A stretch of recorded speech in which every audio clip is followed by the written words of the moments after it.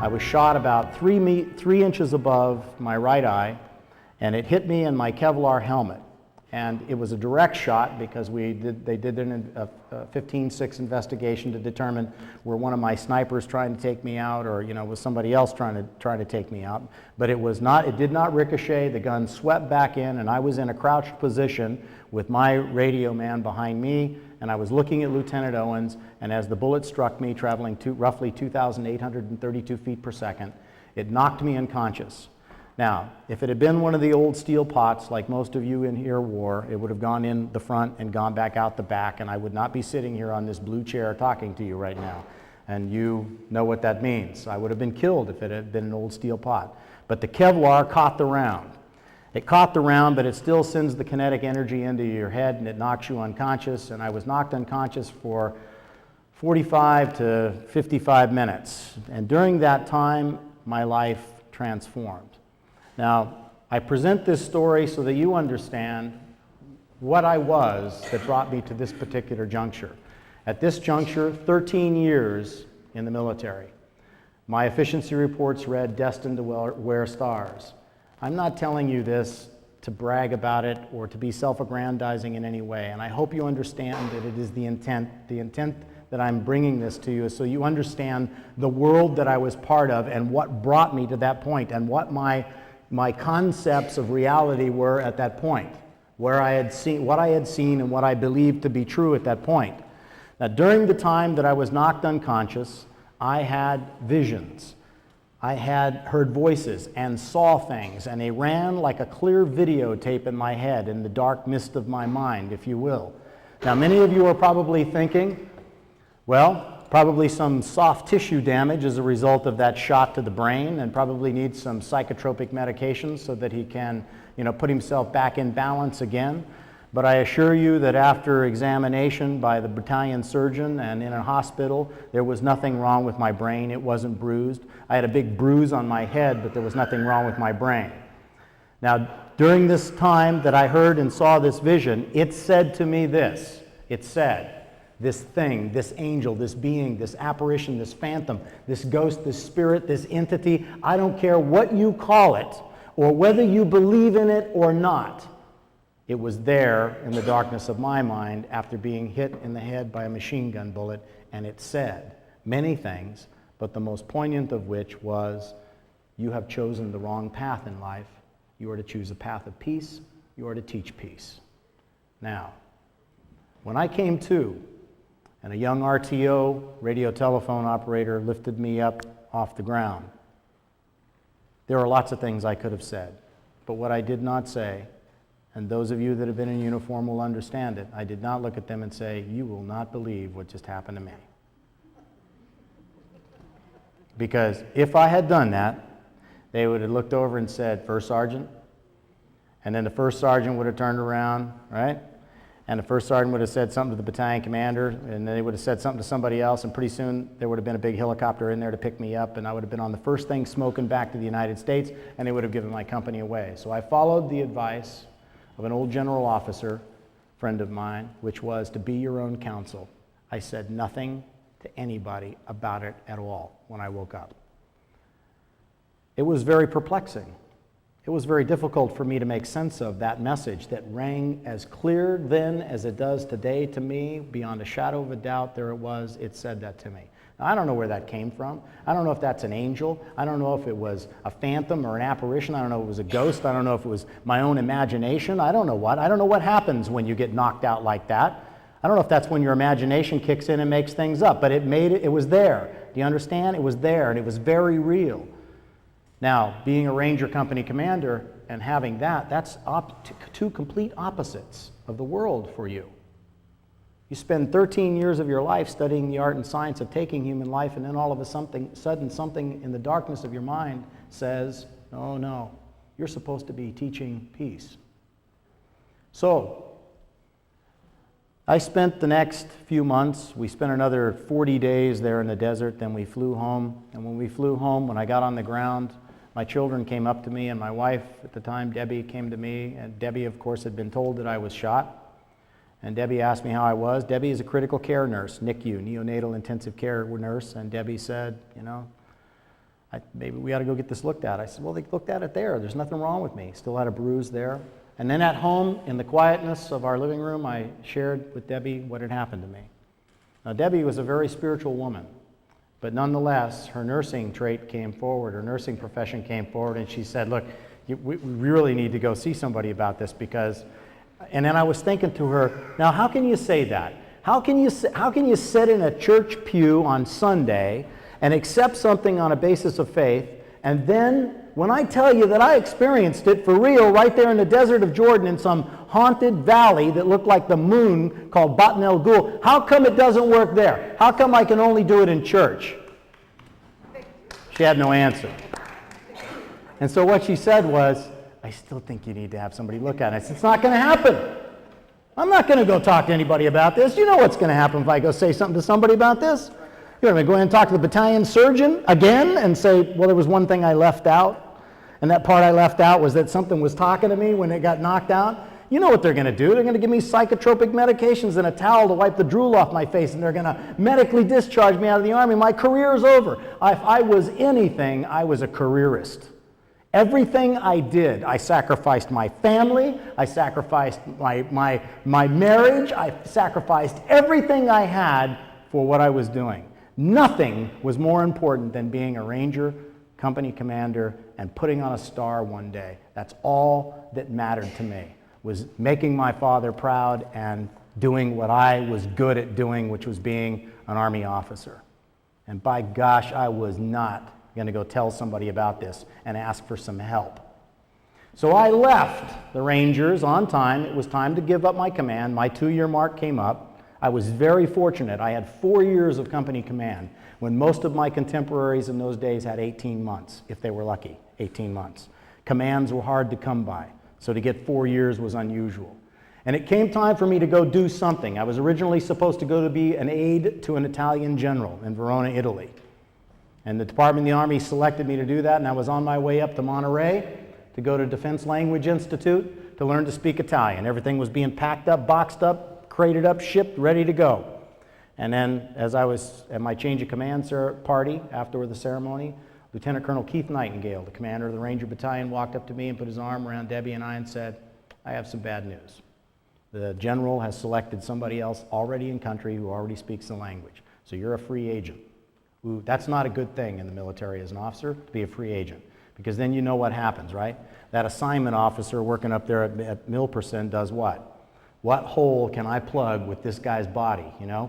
Where can I send him now that he didn't want to go?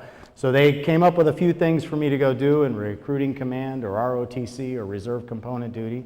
And so some general officer friends got involved and said, no, we got to keep Dave on the fast track. And so they sent me to Washington, D.C.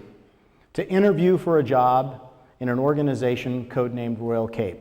It was called the ISA, Intelligence Security Activity. Now, there's no reason to talk about that place, what they did, except for what's already in open literature.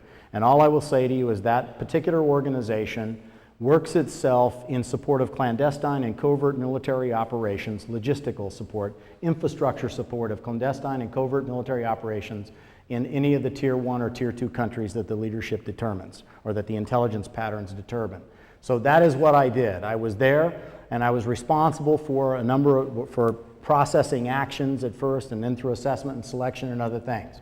But to go into one of those special access programs, as Commander Frank led you to understand, you're required to go through an extensive battery of psychological evaluation and testing. And they do that because they want to know, it's both oral and written, and they want to know what your envelope is. They want to know what your profile is. They want to know how far they can push you to do certain kinds of things before you split off and do something that they don't want you to do or that they can't control you in doing.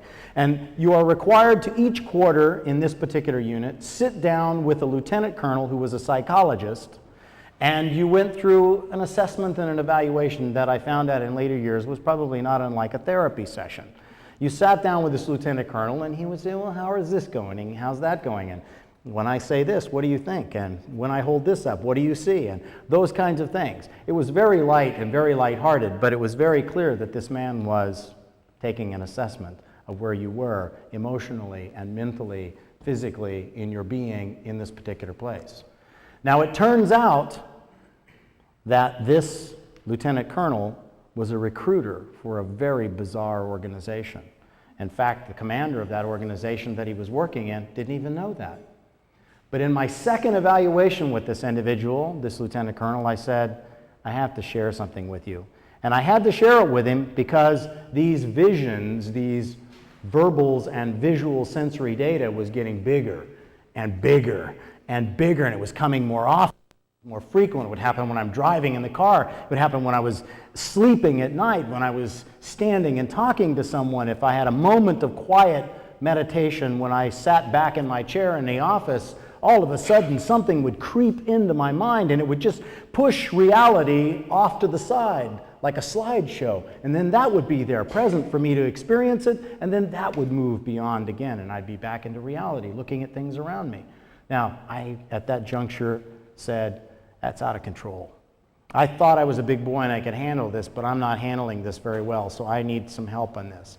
So I said to this psychologist, this is what's happening. And this psychologist looked at me, and he kind of got a grin on his face, just like I am right now. And I thought he was going to pick up the phone and call Walter Reed Army Medical Center, which was just up the road, and making an appointment for me, and that I was going to get checked into Ward B up there somewhere, and that was going to be the last anybody saw of me. But you must understand where I was at this point to say, help. And so what he did was he walks over to a file safe and he spins the dial and he opens up a big file safe and he pulls out 3 blue folders stamped top secret grill flame, grill, the code word for something. And he hands them to me and he says, I would like you to provide me your assessment of these in the morning. So that night, drinking coffee of course, I start poring over these sessions. And these things were really unique because they weren't like anything I'd ever experienced. You know where I came from. Now here I am just a few months later, my hair is just starting to grow out now from the high and tight that I wore during that time. And here I'm looking at these files and there is text, typed text, and there are sketches. And the sketches are bizarre because the sketches are not like I handed this gentleman up here and said, sketch me with pen and paper. These were sketches like something was up in the corner, sketching down into the room, the rows with little circles drawn for heads, and they would say people sitting in a room listening to something. They were like looking out into the street corner, describing what was in the street corner. They were describing buildings and the insides of buildings and gatherings of people here and gatherings of people there and here and there and so forth and so on. There were sketches of locks, trying to describe the words on locks or the symbols on a lock. And these things were broken, the text that was accompanying these sketches was broken into 2 pieces. There was a monitor and a viewer, that's what they called them, a monitor and a viewer. And both were known by numbers, not names. And the monitor was describing, or telling the viewer what to do, and the viewer was describing things for the monitor. And the viewer was saying things like, okay, I think I'm outside the building where you want me to be now. And the monitor says, now picture reading this for the first time. The monitor says, good. Now pass through the wall and describe the contents of the room. Pass through the wall? He didn't say blow a hole in the wall, take down a door, knock out the window. He didn't say anything like that. He said pass through the wall and describe the contents of the room.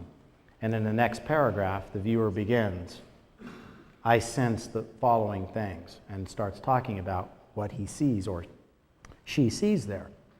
Now, of course, I turned the pages more quickly, and I was reading more and more fervently about what I saw there, what was present there, and the hair was standing up on the back of my neck. It was like some science fiction story that I suddenly found myself becoming a part of. And only months before, I was commanding a company, and now all of a sudden I'm reading these kinds of things. You can't imagine what I was going through.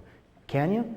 Can you imagine what was going on? My heart racing, thinking, my God, what am I involved in here? What am I seeing? What am I looking at? Is this real? Can this be? Can we really do this? And I'm over talking to a lieutenant colonel who's the executive officer of this particular unit going, can you believe this stuff? Is anybody really doing this stuff? And this is an old intelligence officer who looks at me and says, young man, if somebody told me that we were sticking antennas into dogs' tails and sending them into the middle of Moscow, you know, and listening to what went on there on the street corners, I'd believe it. You just wouldn't believe what we do, the stuff we're involved in.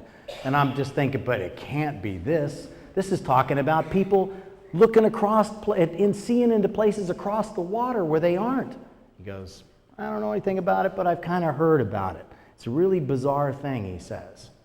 So the next morning when this lieutenant colonel comes to work, I'm standing outside going, you got to tell me more, you have to tell me more. And he begins a slow recruitment process of handing me more things to read and more things to see, and keeps just throwing out a little bit of line and bringing me. And then finally, many, many weeks, months later, a couple of months later, he takes me off to a place at Fort Meade, Maryland.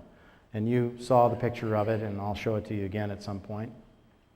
These two little old World War II, they were not even barracks buildings. It was actually a baker's school at Fort Meade, Maryland, for World War II. Still had the old red mess hall tile all over the floor and up the walls. And they took me to this place, and when they opened this door up, I just remember looking across the hall, across this long, narrow building, and looking across the way. There were two chairs sitting there, and there was a giant mural painted across the back, a black mural of a galaxy with red gaseous clouds flowing across this thing. And I thought, now you know, you guys and girls that have been in the military know what that, when you walk into a government building, what it looks like, right? There's pictures of artillery pieces and rockets and bombs and airplanes and tanks and guns and everything else and troops and stuff like that. But when did you ever walk in and see a galaxy painted on the wall? So I thought to myself, now that's something you don't see every day, you know? So then they take me back, and the lieutenant colonel who brought me there hands me off to the folks in the unit, and then he takes me back, and I start meeting. He meets with the director of this organization. And so as I'm in this, moving around, I'm meeting this group of people. And the first guy I meet is moving into this room that has a haze of smoke that's filled this room and all the way down to about 4 feet off the ground. As I sit down, and there is Mel Riley, this grandfatherly looking character. And Mel Riley has got a huge piece of leather in front of him. And this leather is covered in this ornate, gorgeous Native American beadwork.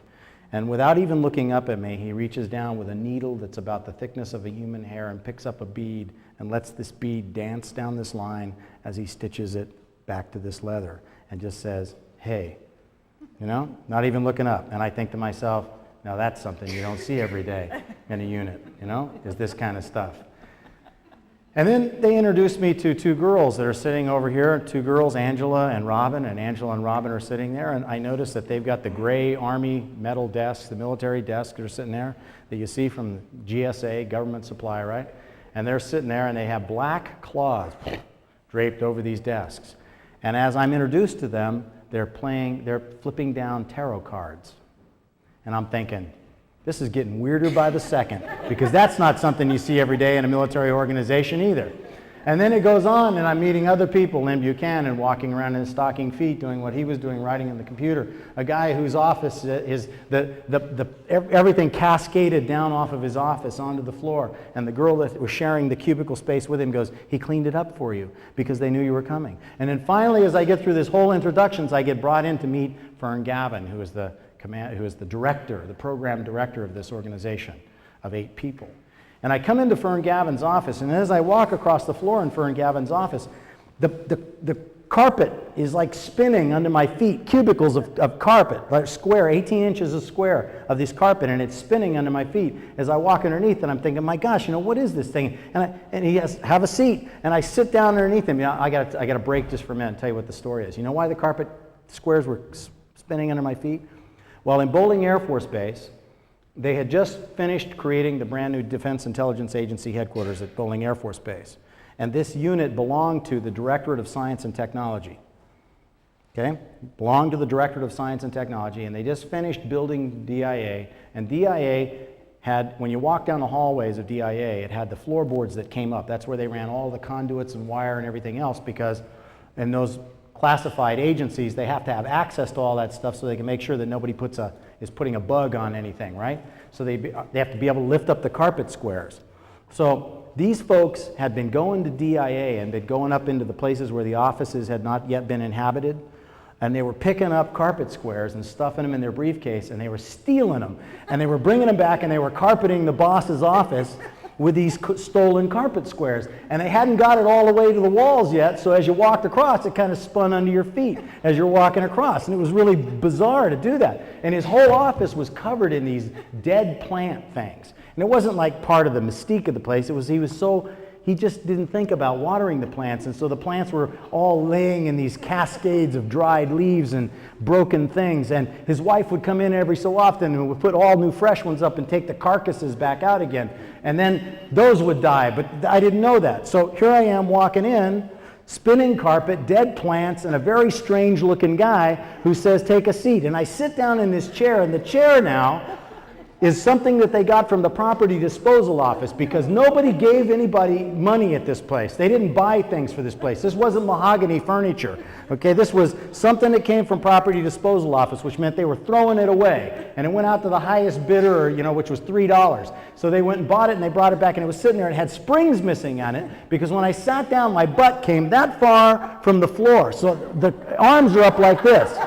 So it's not getting any weirder for me than at this particular point in my life, from being a Ranger Company commander only months before to sitting here now with this thing. And he's got a big name plaque and one of those big old military, comes up on with the light that goes across like that, desk lamp. And so I'm looking under the desk lamp, and he's looking above the desk lamp, and then he realizes I'm under, so he goes under, and I start back up on the top, and we're looking at each other, and finally, it's like a comedy routine. Our eyes meet, and he goes, "I'm always impressed that there are young officers that are willing to give everything up to come and be a part of this organization."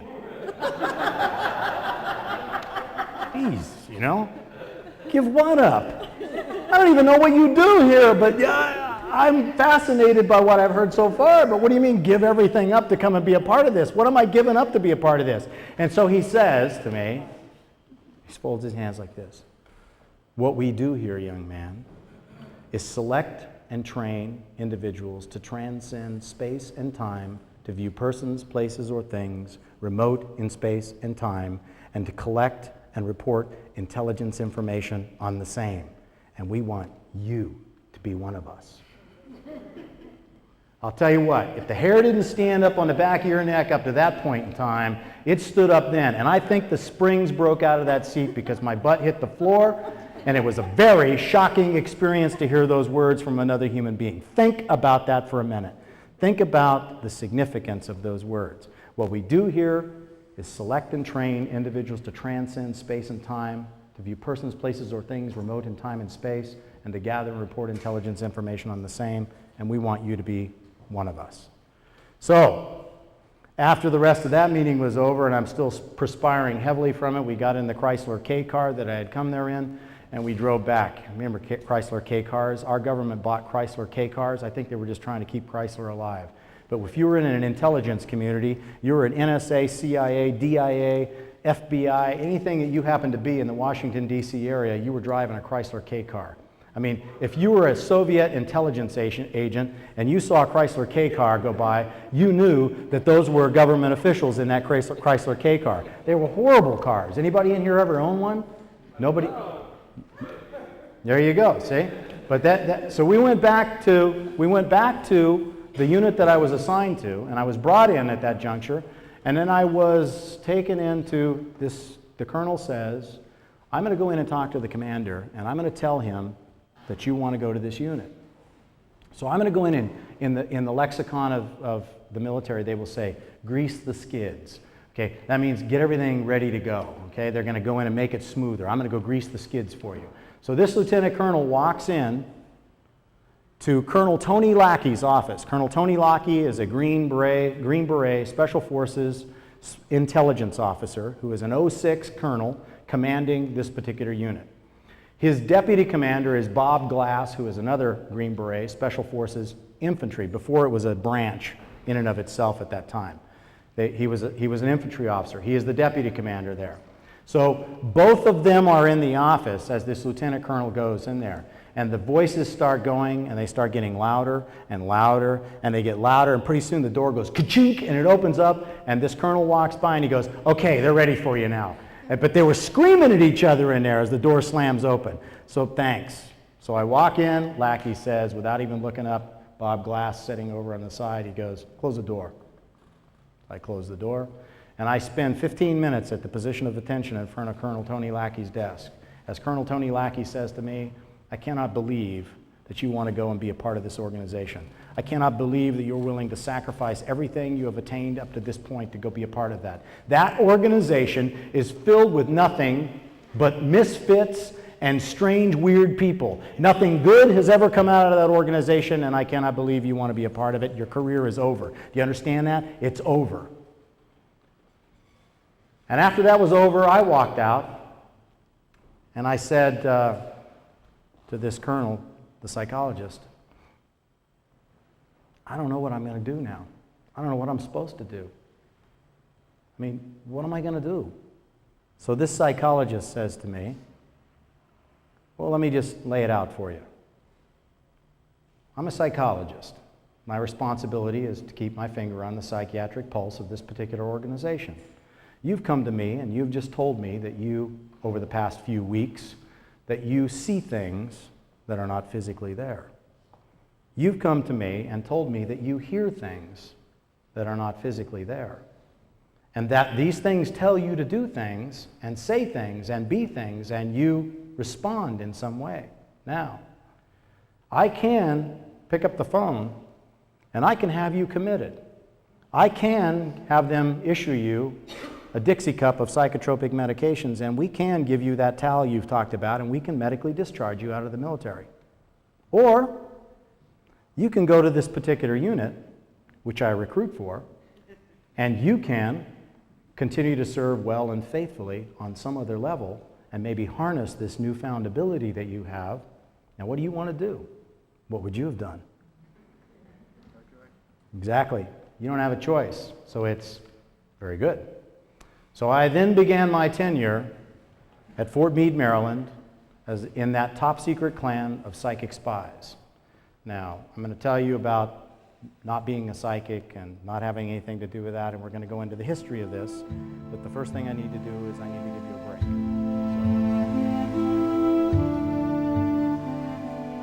Where we left off was I was now being recruited into this organization. So despite the advice and counsel of my wife, despite the advice and counsel of Colonel Tony Lackey and Bob Glass, I now showed up at work on the doorstep of Fort Meade, Maryland. This particular organization, and I began my training as a psychic spy. Now, I'm going to tell you about what that training was like, but before I tell you what the training was like, some of us are probably sitting back there going, oh my God, you know, who came up with this? You know, who created this thing? How did something like this ever come into being? So can you click that right button for me again? Oh, not from him. Not from him. Next button. Sometime around 1972, various human intelligence sources came to the director of the Central Intelligence Agency and said, look, you know, the Czechs, the Chinese, the Soviets, the Germans, the Israelis, and even the British have all been heavily involved in the study of the paranormal. And we don't know where it all came from or why they're doing it, but they're looking at it. And they're looking at the potentiality of it to be used as an intelligence collection tool. That's what they're looking at. And the director of the Central Intelligence Agency at that juncture said, well, are we doing anything like that? And they all went, no. Well, why aren't we doing anything like that? And they all went, don't know. And so he said, then get on it. Let's do something with it. Next slide, please. So this guy right here, ooh, he's really paled out on that one. Normally we don't project on a screen this size. We've got one about half that size.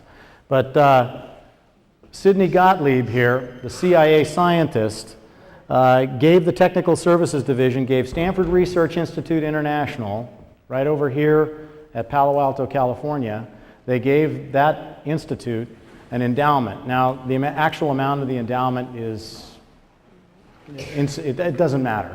It doesn't matter because what they tell you they got and what I would tell you they got will have a great difference between the two. And you know that they're never going to tell you. When does the intelligence service ever tell you exactly what they got for something? When would the CIA tell you exactly? It's not the Central Information Agency, it's the Central Intelligence Agency, so they're never going to tell you the truth about what they present on something. But it was millions and millions and millions of dollars, and they say, no, it's only 50 grand. Now, when are you going to go get a civilian contractor at something out around here to do something for $50,000, even in 1972? It's not going to happen, so it didn't happen then. It was a lot of money. And they gave it to two laser physicists, who I'm going to introduce to you up here in a minute, Russell Targ and Harold Puthoff. And if you're looking for early on heroes in all of this, then look for the guys who risked their professional reputations as laser physicists to explore this phenomenon.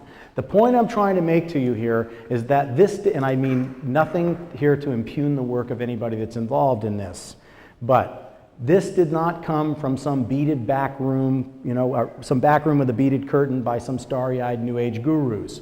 This came at Stanford Research Institute International with two laser physicists being charged with responsibility, given money from the Central Intelligence Agency to explore in a bed of science this phenomenon in '72, to catch up in parallel with what the Soviet Union, the Czechs, the Chinese, the Germans, and the Israelis were all already heavily involved in. Now, those of you that know your history, you know that the Nazis in World War II were heavily involved in what? Well, mind control, but the paranormal, the study of the paranormal. That stuff you've seen in Indiana Jones and the things that, what was it, Raiders of the Lost Ark and his last one, that kind of stuff really went on. I mean, not like they did it in the movie there, but Hitler had a Nazi occult bureau. And they were after all sorts of treasures and religious artifacts and other kinds of things. And they were heavily involved in that, in the study of ritual and the practice of all those kinds of things. And they were using it, and they were letting it emanate from the heart of the Nazi Empire, the Spear of Destiny, like Trevor Ravenscroft's book, and all that kind of stuff. They really did that stuff. Hitler really had a ceremony where Himmler gave him the spear that allegedly pierced the side of Christ, okay? Because the legend of that spear was that whosoever shall possess the lance shall have the power to dominate the world for good or evil. And Hitler took possession of that lance. He took it. They had a ceremony right there in the Habsburg Treasure House in Vienna, Austria, and he took control of it. So when the Nazi Empire fell, the Russians were in there, and they got most of the stuff out of Berlin and other places. The Brits got some of it as well, and the United States got little bits and pieces of it. It's alleged that the United States actually got the lance and actually held the lance for a while, and then there's a whole other story that goes along with that. But anyway, that's where some of this stuff came from. So the Soviet Union, where they were using this and working with this stuff many, many years ago, so for 50 some odd years they were working with it. And so 50 some odd years they're working with this stuff, and the Germans and everybody else were pulling off this stuff as well, and it was all spin-off stuff. So the CIA is now saying, catch up to this stuff, work on this stuff, do this stuff. Tell us, you two laser physicists, is there anything credible to this phenomenon? Can it be used as an intelligence collection methodology? Can you design a template that will allow us to take anybody else and teach them how to do it? Can you tell us what the psychological profile is that would indicate that these individuals here have a propensity for this kind of work as opposed to these individuals over here? And can you tell us how it works? And after 5-6 years of study and evaluation and analysis, and ladies and gentlemen, these guys did everything. They put guys in gliders and flew them to see if they could remote view while they were in a glider. They flew them in airplanes, they put them in weightless situations, they put them inside boxes, stuck them in submarines and dropped them to the bottom of the ocean. They did everything they could think of. So when we start training in remote viewing, then what you have to understand is you don't need to reinvent anything, because it was all tested in a bed of science for 6 years. Everything that they could do to develop the protocols. So in 1978, Targ and Puthoff rendered their report, okay? And they said to the Central Intelligence Agency, yes, it is a viable intelligence collection methodology. Yes, it is credible. It is not 100% accurate, but it is credible. It is real. We can gather that kind of information, okay? We can identify what the psychological profiles are for this kind of activity, and we can tell you whether or not somebody has a propensity for it over somebody else. And, oh, that last thing, can you tell us how it works? No. That's when all the skeptics chime in and go, you can't tell us in a bed of science, you cannot explain to us in a bed of science how it works, and therefore, If you cannot do that, it doesn't work. It does not exist.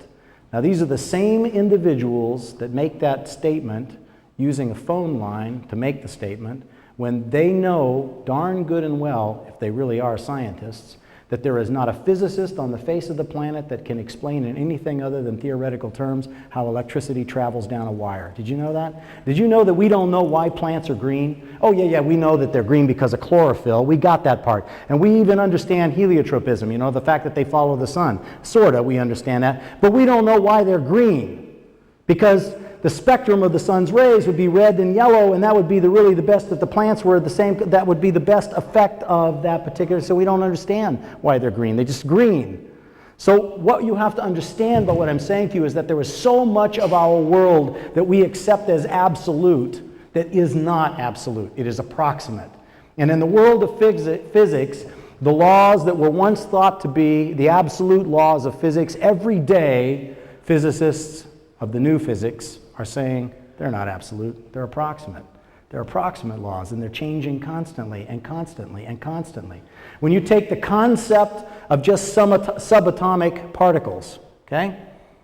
Subatomic particles. If I were to say to you, how many atoms in an apple? Okay? For you to even begin to capture the notion of that, the apple would have to be exploded to the size of planet Earth.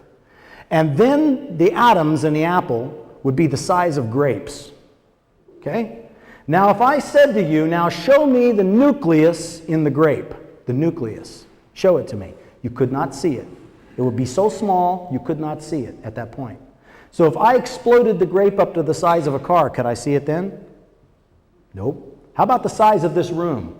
A grape, the size of this room, representing an atom. Could I find the nucleus then? What's the name of the stadium here for the 49ers that they play in? Okay, Freecom? Okay, 3Com. 3Com Stadium, now the size of a grape, representing an atom. Guess what? Now I could find the nucleus. You know how big the nucleus would be? The size of a pea, roughly, thrown into that stadium somewhere. Guess about the electrons. The size of the grains of sand in that, okay? In that area. Now, atom, nucleus, electrons, in the size of something the size of 3Com Stadium, what's in between the concept of the atom and the nucleus? What's in between it? A whole lot of space, isn't it? Whole lot of nothingness. Now, do you understand this notion? That here science is now dealing with this whole notion of subatomic particles, because Newtonian physics said that those particles are really particles, like golf balls, ping pong balls, and those kinds of things, and that's what it looked like. But guess what?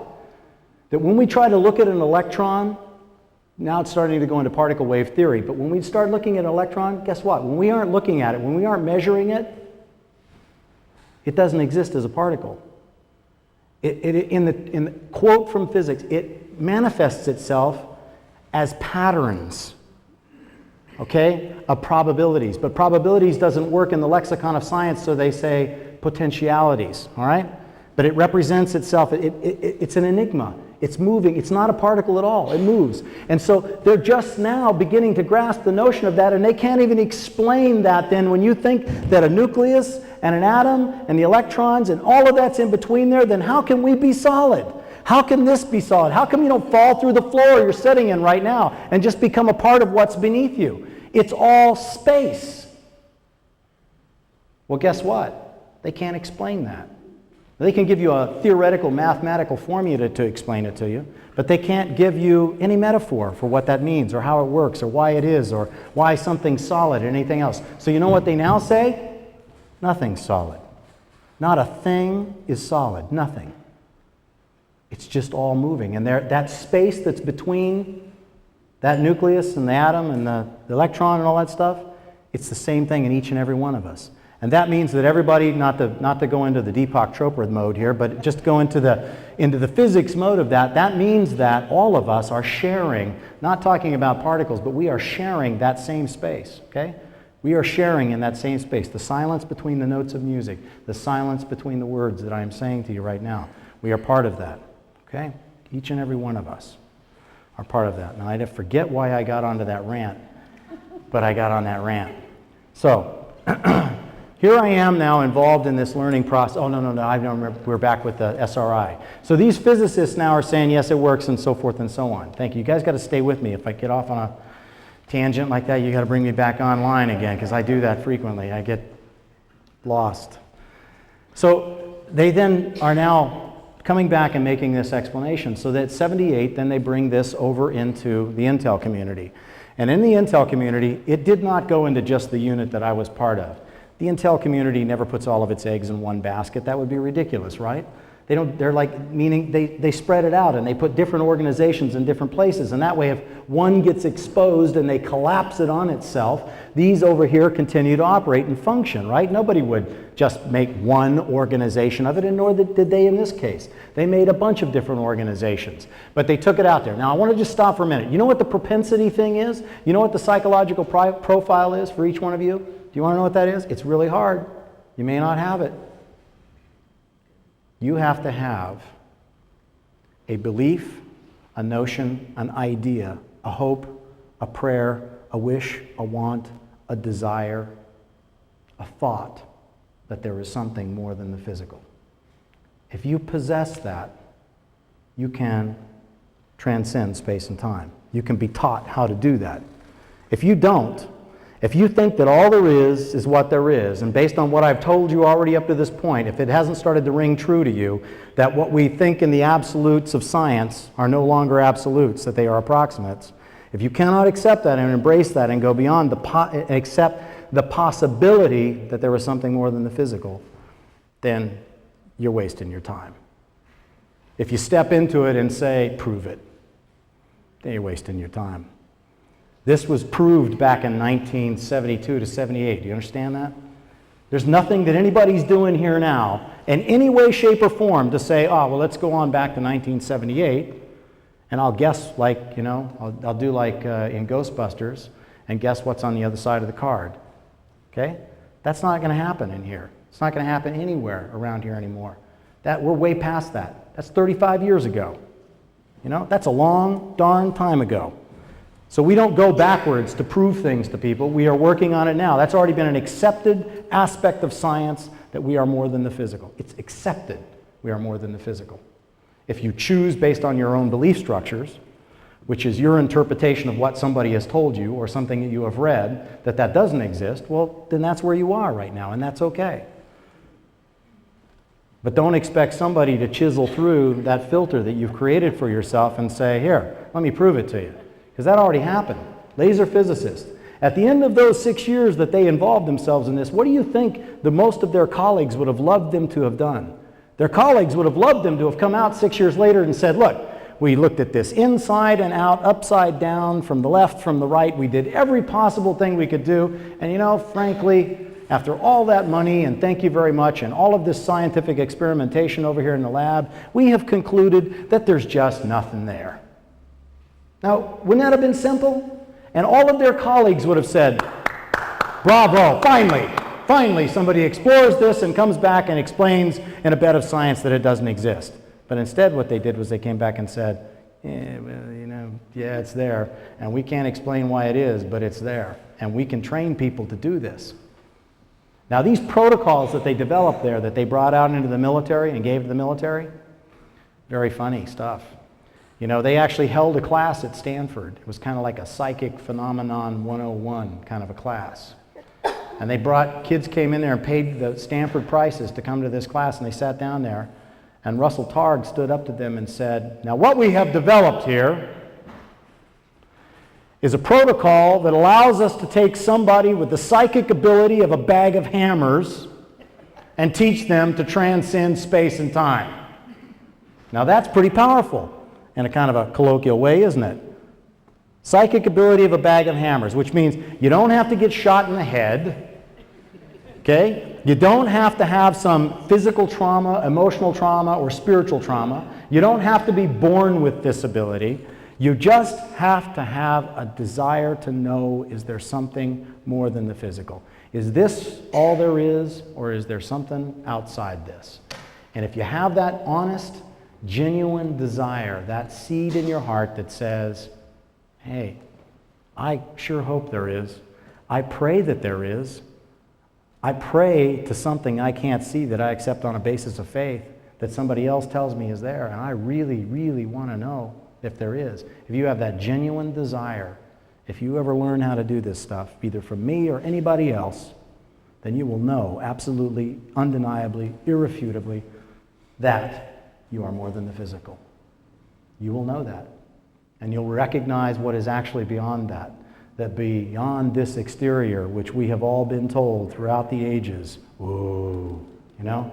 It's like back in the old days. Don't go to the edge of the map because the world is flat, and beyond the edge of the map, the world ends, and beyond there lie dragons.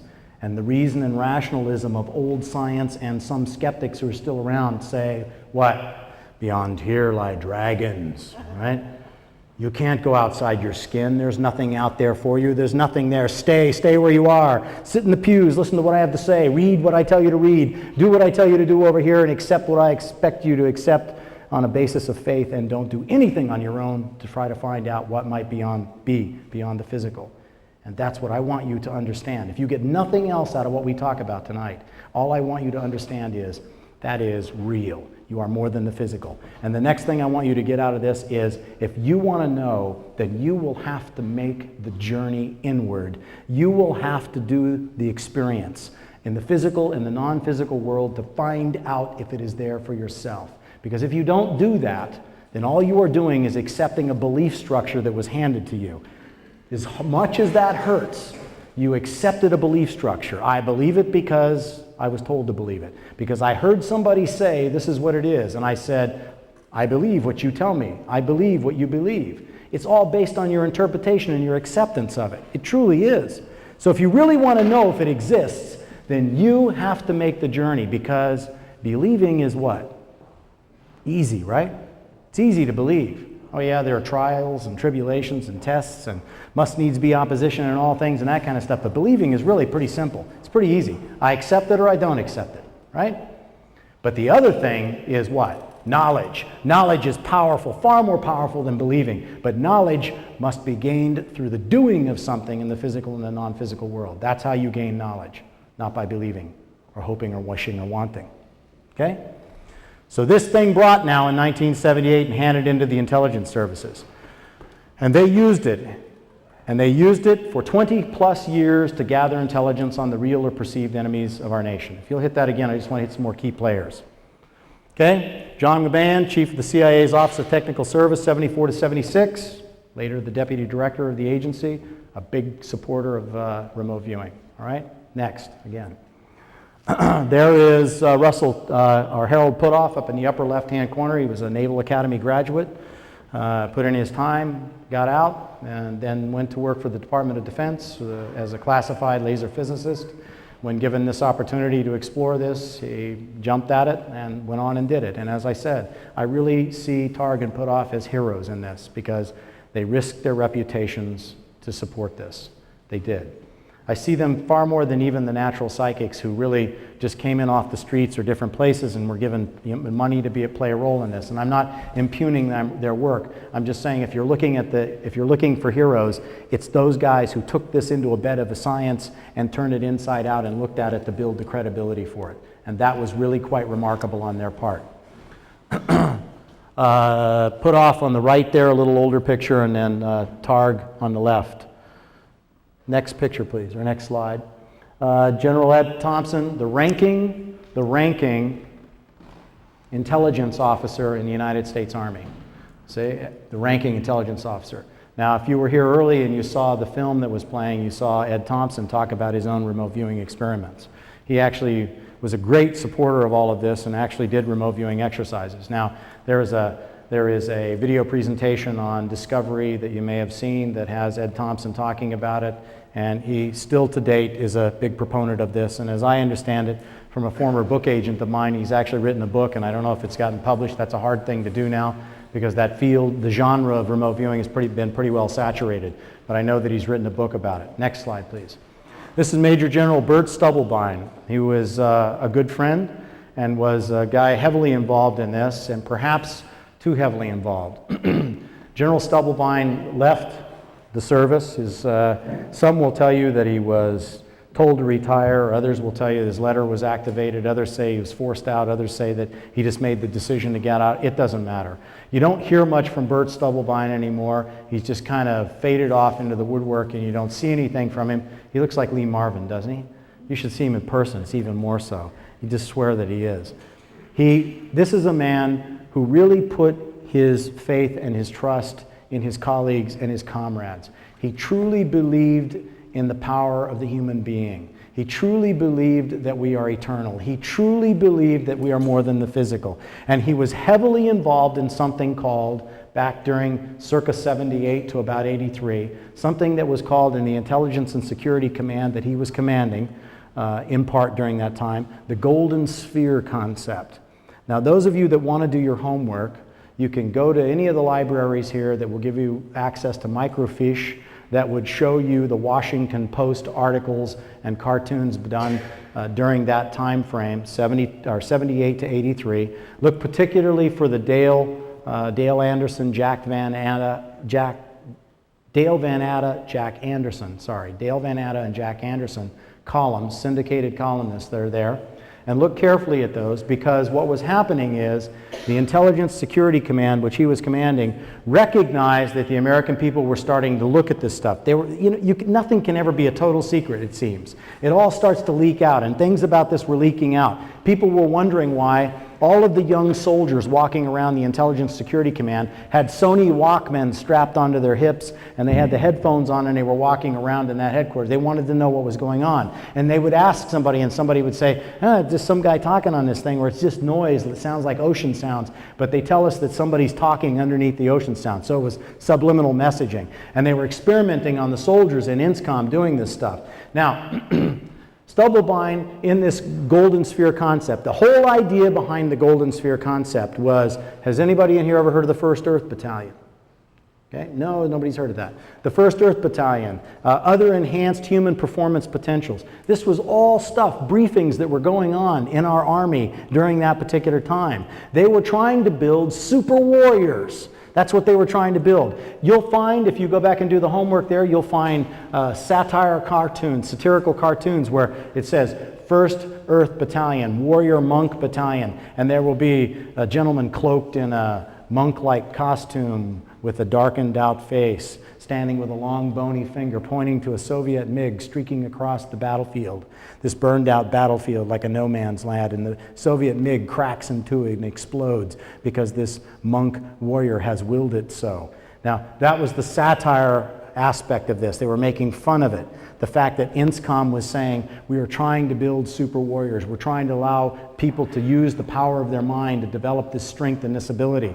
And that was what they were pulling together. Remote viewing was only one aspect of this. When you see things like Colonel John Alexander and other guys talking about psychokinesis and bending spoons and all of those kinds of things, that was stuff they were really trying to do. Now, I don't know if anybody ever successfully bent the spoon. I tried, and I didn't do it. Nobody else in the unit was ever capable of doing it, but there were people. If you went into Bert Stubblebine's office, he would pull out his drawer, and he would show you the spoons that he had bent, okay?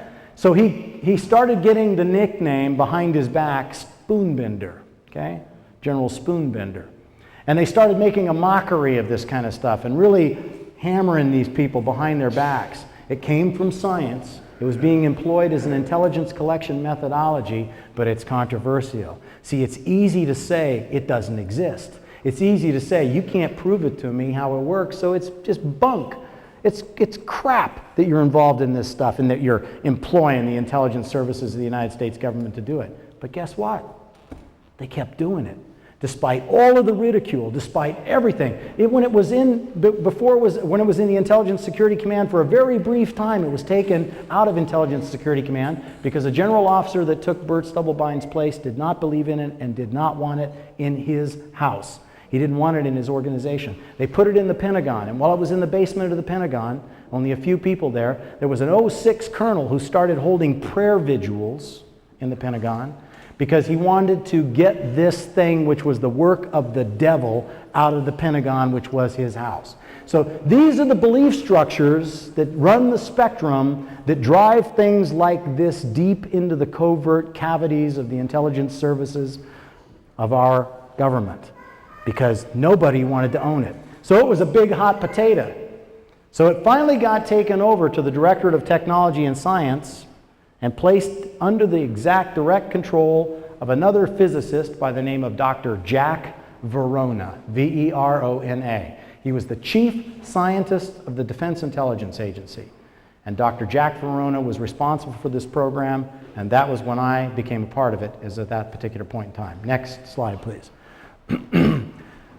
When they tried to kill it, before Dr. Jack Verona got hold of it, and before the Defense Intelligence Agency got hold of it, it was trying to be killed by Carlucci and a number of other individuals out of the Reagan administration.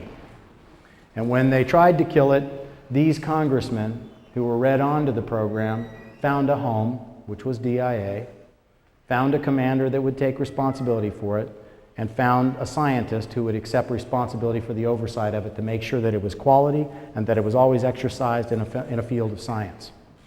So it got a new life. Now it had a new life, and it was in that program. It was there at DIA for a very long time, except Carlucci would not give up on it. And so Carlucci sent his inspector general to go into the house that the Defense Intelligence Agency built, which is at Fort Meade, Maryland, and to try to find something that was there that would justify the closing down of that particular organization.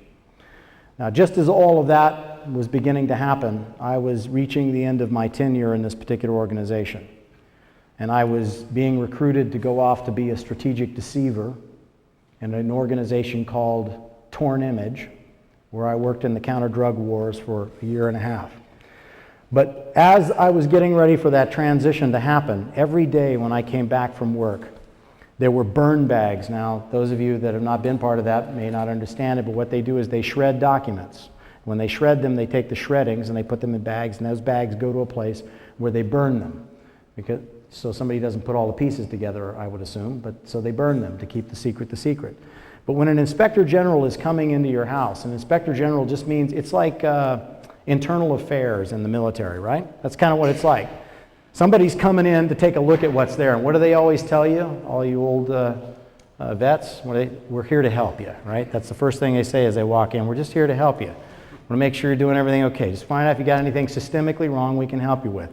What they're really there is to tear you a new one. They're really there to throw a stainless steel harpoon into your chest if they can. That's what they're really there for. They're not trying to help you, and they're not fooling anybody. And it's supposed to be unannounced and surprise. But there's always somebody who knew somebody else who had a tuna fish sandwich with somebody else, who ended up having a cup of coffee with somebody else, who rode home with somebody else, who picked up the newspaper and then shared this information. And sooner or later there's a call that comes in, and they say the Inspector General is coming down 2 weeks from now. So when that happened, something occurred in this unit. They started shredding. Something was wrong that we were involved in. We weren't doing everything right or doing everything we were supposed to be doing, because the program manager started secretly with other individuals out of DIA going through the files and shredding 5, 6, 10 bags a night for week after week, shredding and burning the historical evidence of what this particular unit was involved in. Now, when that happened, those of us were in this unit because something was beginning to transform in all of us. Something was changing in each and every one of us, not just me. We were all starting to recognize our significance and our insignificance to the whole of the human condition. We were recognizing absolutely every day we involved ourselves in our work. We were more than the physical, more than the physical, more than the physical. We began to understand that we were omnipotent, omniscient, omnipresent beings at this unconscious level outside the physical existence in which we find ourselves now. And we began to recognize that we are eternal, and we knew it. I mean, we knew it. We weren't guessing it. We weren't accepting it because somebody told it to us. We were doing this stuff every day, going into an altered state of consciousness, taking 2 sets of 4 numbers and transcending space and time to gather information on persons, places, or things distant in space and time. And coming back and presenting this information. Not 100% accurate, and you have to completely change the way in which you think about this. Some of you are going, look, that's kind of Freudian he's doing it, you know. You have to completely change the way in which you think. You do not, when you're given nothing but 2 sets of 4 numbers to look at a target, 2 sets of 4 numbers. They're called encrypted coordinates. Randomly assigned numbers representative of the concept or the thought form of the target in the mind of the collective unconscious. Okay? Now don't try to think too hard about that because it hurts your head and you won't figure that what it really means anyway. And if you ever do go to Palo Alto to Stanford SRI and tell them you figured it out, because they'll pay you for your answer because they don't know either. It's that thing. We don't know how those numbers assigned to that give us a place to go, but they do. They give us an address in the matrix of the collective unconscious to see something. Now, when you do that day in and day out and day in and day out and day in and day out, you begin to do what one Swedish doctor said, which is to stop seeing, as I say, lost in the unconsciousness of consciousness, right? You begin then to open back up to the possibility of who and what you are, okay? That space between the words, that space between the notes, that space between all of us, which is all of us, and as many people will call it in the metaphysical community, the source, okay? The source. You are part of the source. The source is you, and you are the source. And that means that every one of us in this room, despite our backgrounds, cultural backgrounds, our beliefs, or anything else, we're all connected and part of that source. And I hesitate to use the word connected because that implies that we may have been disconnected at some point in time. And none of us have ever been disconnected. We have been lost in the unconsciousness of consciousness, meaning we have believed everything that in our lives has told us you are not those things. You are not omnipotent. That's set aside for something else. You are not omniscient. You are not omnipresent. And you're only eternal if you follow these rules, right? Then you get to be eternal. Otherwise, okay? So you have to learn to see this way again, and that happens. And what that means then is that you don't start with a full glass, and that's where a skeptic says. A remote viewer is asked to see something distant in space and time. 2 sets of 4 numbers is all this young lady gets. That's it. So she comes back and she describes this and this and this and this and this, all of it that goes into the colors, the temperatures, the textures, the tastes, the dimensionals, the energetics, then into the aesthetics, the emotionals, the intangibles, and so forth and so on, all through this protocol that was developed at Stanford. A skeptic says, yeah, yes, but here's the 100% solution, and she's only 15%. Look at the disparity there. That's horrible. You call that a value? Well, then you must remember what Stansfield Turner, the former director of the Central Intelligence Agency, said, which was this: I don't care if it's only 6%. If it's 6% information that I cannot glean by any other means, that's intelligence money well spent. Cannot glean by any other means. So that means what? The glass starts empty, right? And she goes into an altered state of consciousness and transcends space and time and comes back with an eyedropper and fills in colors, textures, temperatures, tastes, smells, energetics, dimensionals, aesthetics, emotionals, intangibles, so forth and so on and so forth and so on. And the glass slowly fills because she's going out there in the absence of anything else, seeing inside a building where a human intelligence source cannot see. There are no photographs, there's no signal intelligence, there's no electronic intelligence, no satellite intelligence, no overflights, nothing can see inside that building. But every time she does, she goes there and she sees, and she comes back with 6% one time, and this viewer 15%, and 26%, and 28, and 33, and 35, and 42, and 6 over here, and 7, and 12, and 14, and 48, and 70, and 80, and back here again. Now do you start to get the idea why the intelligence community loved it? Because when you put it all together, that's a really fat picture of what's inside that building when they pull it together. And when they take that and use it in consonance with all of the other intelligence collection methodologies, then it becomes a valuable piece of the puzzle. So, remote viewing is not 100% accurate. Never has been, probably never going to be. You never trust the results of one remote viewer operating independently of other remote viewers. Why is that? Because she may only be 6% today, right? Tomorrow she may be climbing, because you will vary from day to day, viewer to viewer, session to session, target to target. That's why the collective effort is always so much better than the single effort. And remote viewing is not a standalone endeavor, which means nobody's going to plan anything based on just what remote viewers find. So don't even ask the question, or you can if you want, why don't we use this to find bin Laden? Okay? If what I just told you is that it's not 100% accurate, if you think about what the mission is to find bin Laden, well, what does that mean? You got to have all the pieces of the puzzle that come together at the same time and say, he's here, and then they go find him there, right? But as all of us who have been in this game know, that it takes forever for all of the pieces of the puzzle to get pulled together. And by the time the pieces of the puzzle get pulled together, and they send something out there to find him and take him, well, he's not a stupid person. He's moving all the time, right? So remote viewing is not going to find bin Laden. And if you're looking in the terrain of northeastern Afghanistan, and viewers are seeing imperfectly, like looking through broken green glass, as some say, right?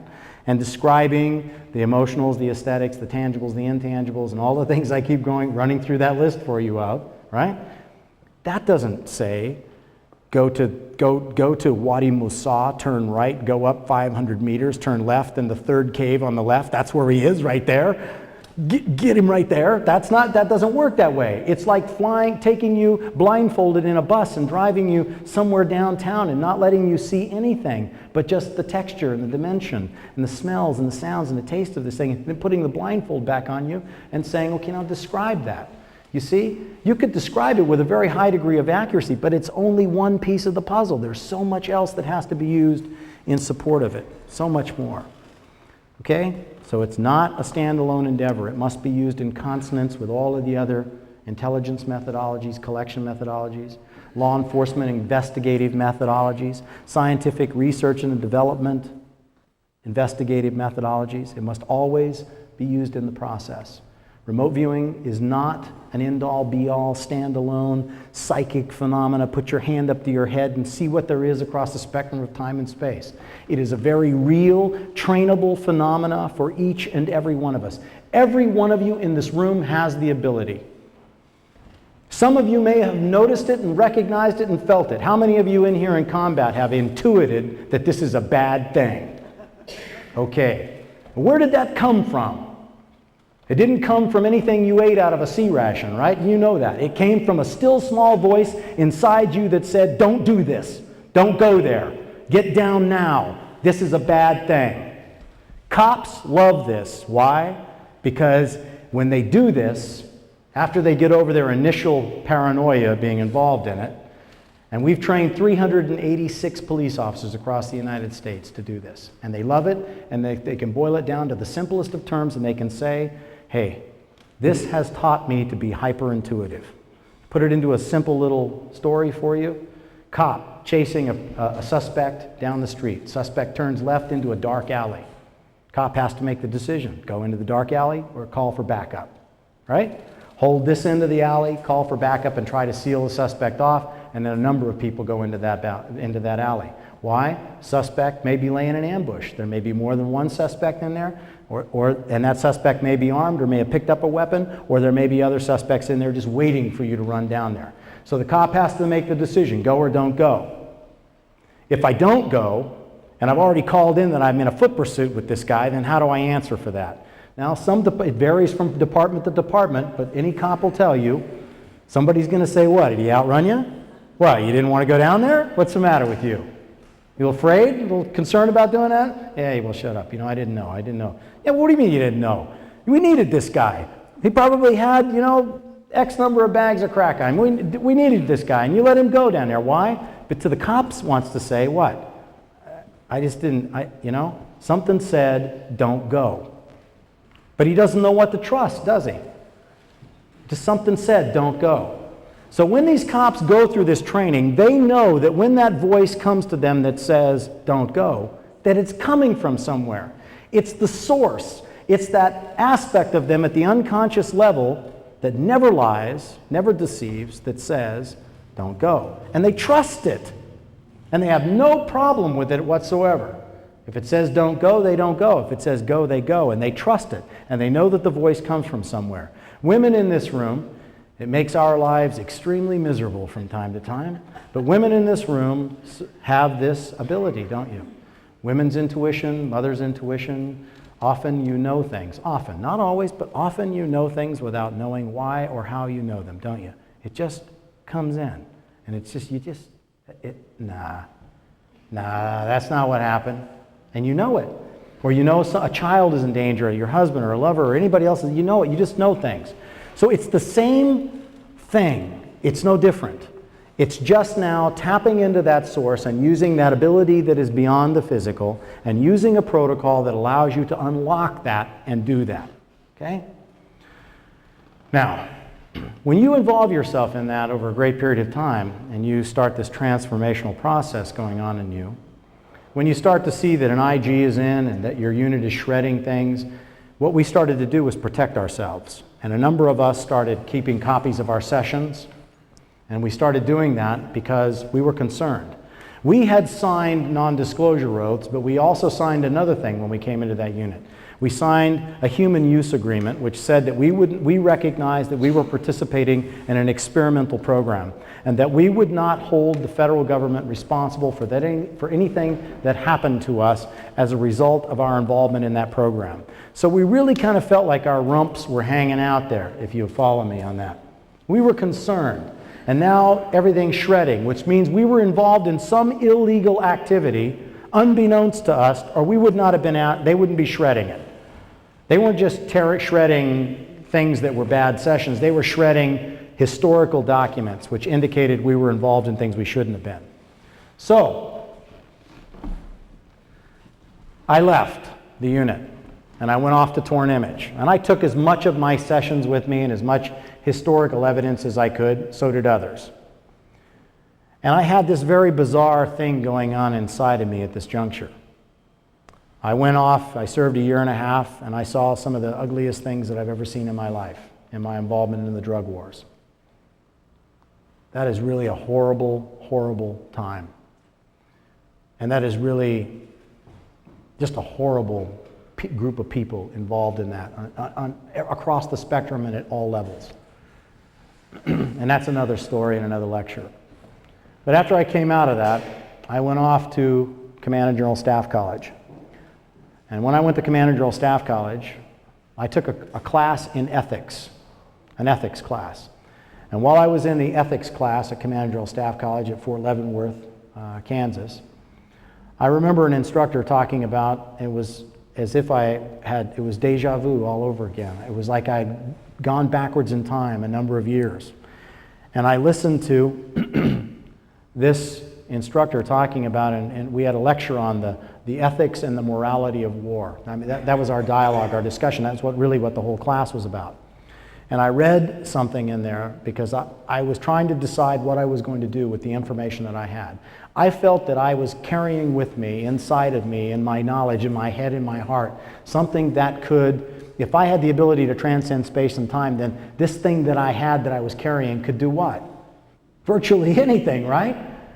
It could be used to find a cure for AIDS, a cure for cancer. It could be used in law enforcement. It could be used in medicine. It could be used in scientific research and development. If we had the ability to transcend space and time to go tell them what was happening in Pan Am Flight 103, or to go tell them whether or not there was an intercontinental ballistic missile in some silo number 18 in this blossom in northern Siberia, if we could spy on the real or perceived enemies of our country and do this and do it in a viable, credible way, then what could we not do with this if it was placed into the right hands and it was taken outside and no longer being sequestered away as an intelligence collection methodology or ultimately as a weapon of war?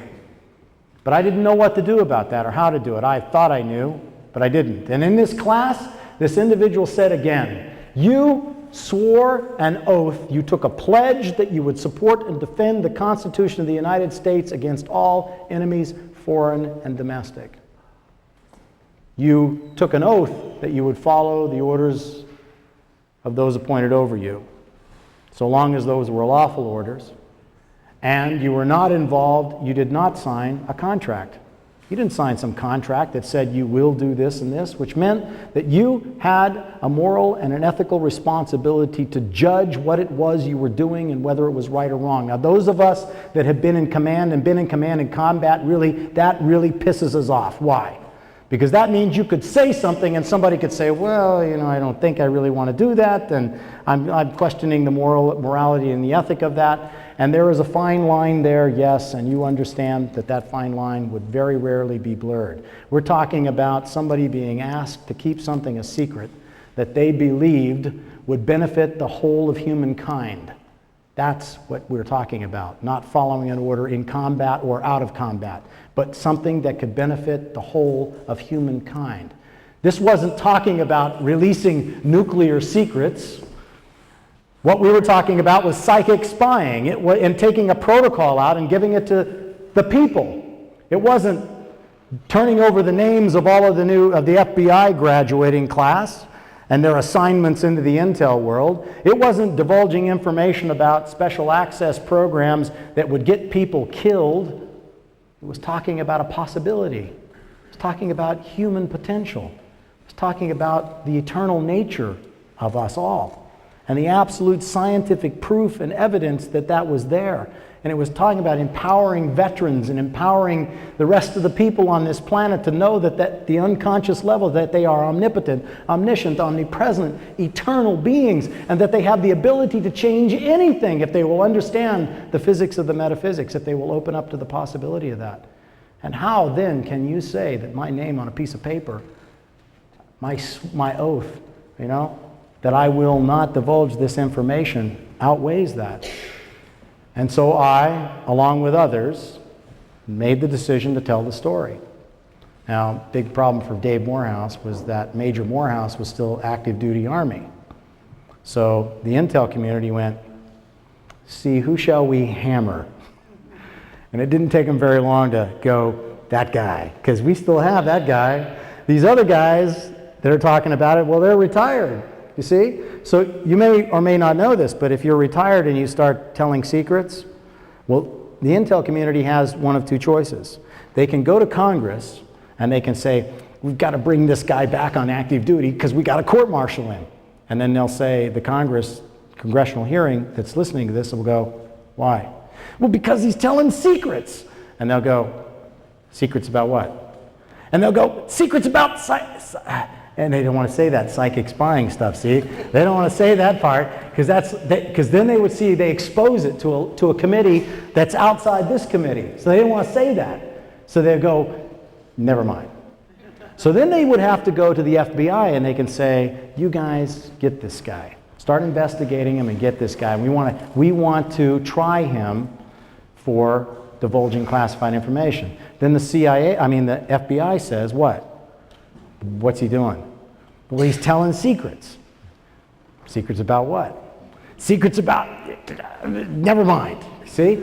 So then they look around and they go, it's too much trouble to get this person and this person and this person. They go, but this guy is still drawing a paycheck. This guy's still there. So then what they do is they turn everything they have on this one individual. And they do that for the express purpose of what? Setting an example, right? If any of you out here were ever thinking about going through this moral and ethical thing of decision process, of telling that story, you just wait, watch. Ba-boom! And in the military vernacular, it's called blowing him in place, right? And it's funny because all of your colleagues, they all step back. As soon as the allegations start coming in, they start stepping back. They draw a line around you, circle. It's called the blasting radius of a human being. And they step outside of it because they don't want to get any of you on them because it destroys their professional careers, you see. They don't want any of you on them. They start stepping back. And guys that you used to have coffee with every morning are suddenly too busy. They're not there. And people who called you brother and people who their children called your, uncle whoever it was, and your kids called that person uncle whoever it was, all of a sudden, those people start betraying. All of a sudden, the legions of the status quo in the intel community start deciding, how do we shut this up? How do we make this not happen? How do we close this person down? We're after this person, but this person's turning around saying, hey, to hell with you. The more you come after me, the louder I'm going to get. And they just go, yeah? And they keep coming, and you keep going, yeah, yeah? And it keeps going back and forth. The more they're after you, the more you start talking, and the more things you start talking about, because what are you trying to do? Guys and gals, what are you trying to do? You're trying to protect yourself, aren't you? You're trying to throw it out there. You're trying to protect yourself. You're trying to put a wall up there. You made a decision. They don't care what you think the moral and the ethical responsibility or implications are. Do you understand that? They don't care. I thought, as they were getting ready to do the court-martial thing on this, I kept saying to my defense attorney, I was having a conversation with someone in the back, because I paid for my own defense. how could I trust the government to defend me? Okay, how could I do that? I couldn't trust that. I paid for my own. My father helped pay, and I paid. And I had Barry Steinberg. Barry Steinberg was a former U.S. Army judge who sat the bench for about 8 years and then became a defense attorney in private sector and defended in the LSD cases, the LSD trials and all of that stuff, was a defender of the officers that they were trying to court-martial. It was a result of them experimenting with LSD on them, and then they were court-martialing the officers because the officers were trying to make it vocally present it and the facts that had happened, and so they court-martialed them for dereliction of duty, a wrongful disclosure of classified information, and Steinberg defended that. And so this was a similar case for Steinberg, and he was defending it, and we were on it and after it and doing it, and I kept saying, well, we'll win this thing. We'll win this thing. There's nothing that's going to happen. They can't do this with these charges. They can't do this. And so then on one night, after this decision was made and we were getting ready to stand this trial by court-martial, I got a phone call from my Ranger Regimental commander, an old general officer friend, that said, you got to get out of this. You got to get out now. And if you don't get out now, there's nothing anybody's going to be able to do to save you. This is bigger than us. You understand? This is bigger than us now. And I said, yes, but I have a moral and an ethical obligation to tell. He goes, shut up.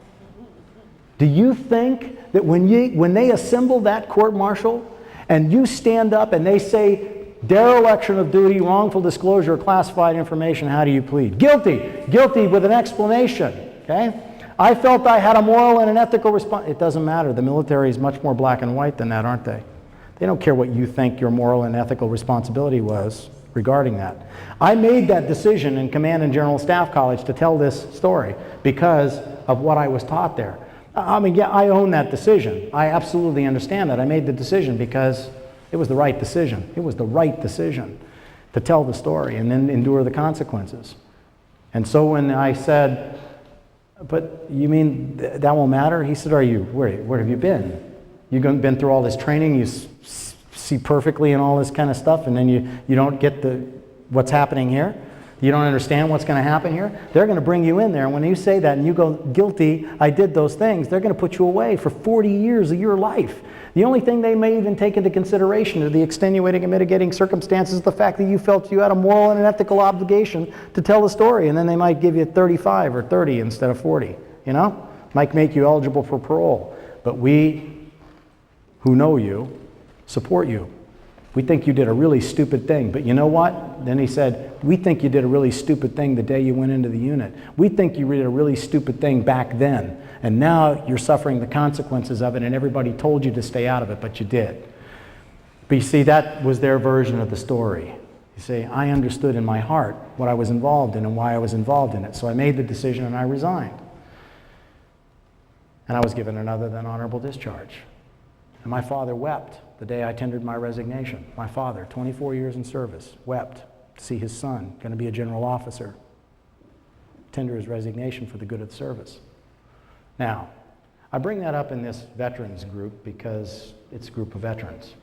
And I know that as they were planning and getting ready to execute this, there were people that called up Colonel Frank and others and said, you know, this guy got another than honorable discharge. What the hell are you doing bringing that guy in here to talk to veterans about? Well, now you know why he made that decision.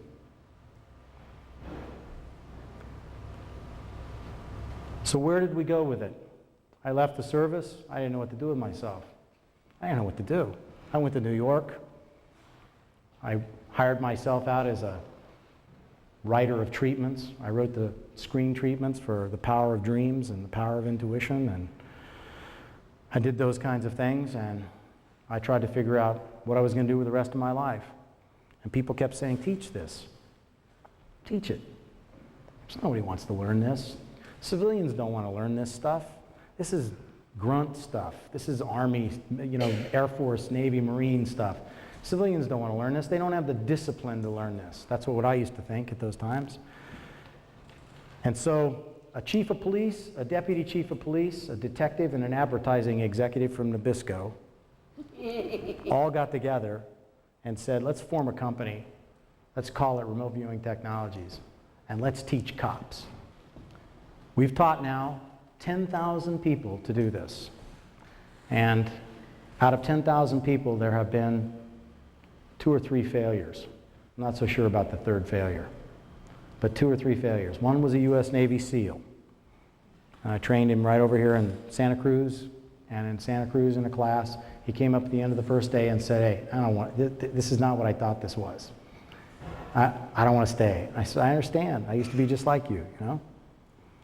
And then there was another individual, a little engineering student by the name of Ulf in Scandinavia, who's just absolutely convinced that when he closes his eyes, Bob, you can relate, that when he closes his eyes, he can see nothing. And he's just been struggling and struggling and struggling class after class, just claiming that when he closes his eyes, he can see nothing. But he keeps coming back, keeps trying, keeps trying.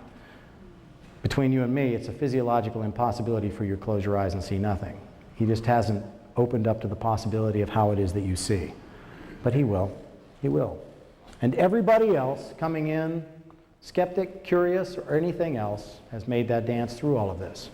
And what we want to do with this is we want to give it to veterans, and we want to give it to the rest of the world. And a lot of people have said, Morehouse, aren't you concerned that you're teaching this to people, and aren't you worried about who's going to get this? Who's going to do this? Ladies and gentlemen, you know, this was in the wrong hands. You tell this now, and now it's into the right hands. Now it's into the hands of all of you to exercise your own free agency to decide how you will use it for the betterment of humankind. And it has the ability to change the outcome of human destiny. If you know that you are eternal, omnipotent, omniscient, and omnipresent at the unconscious level, what is there that you cannot do? Can you hit the next slide for me? Keep going, please, because I talked past some slides. Let's leave it right there. Energy is everything, and everything is energy. Everything. Everything can be expressed in waveform. Everything. You break it all down to its most fundamental elements, it's nothing but energy. That's all it is. You, me, the floor, light, everything. It's just energy. So if you want to look at it in this term, and just a simple explanation of the physics of the metaphysics, you know, every waveform can be broken down into 2 components, okay? It's amplitude and its frequency. Frequency refers to the number of waves in any given interval, and the amplitude refers to the peak of the wave, the height of the wave, the intensity of the wave. Now, that's a very simplistic explanation of it. If you want to talk about that and just how we are, let's talk about it just in terms of the power of prayer and meditation, or the power of those of us in this room wanting good things to happen for us, or good things to happen for humankind on this planet. If you talk about it in terms of prayer and meditation, the frequency is the information, the media, what you hear around you, the ideas, the notions, the desires, okay? The amplitude is the will, the intent, the determination for those kinds of things. If you want to put it back into some theological setting, if that works for you, think of it in that way. You go to your knees, you pray. Prayer is what? An altered state of consciousness, right? It's an altered state of consciousness. It is simply that. You're going into a meditative state with intent and purpose, okay?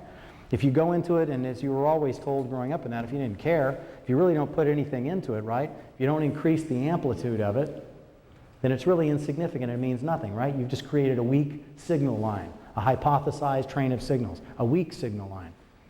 If you go into it with intensity, if you go into it with desire and intent and caring and will and determination that I can bring this forward in some way, it increases the amplitude of that frequency. The more often you do it, of the amplitude of that wave.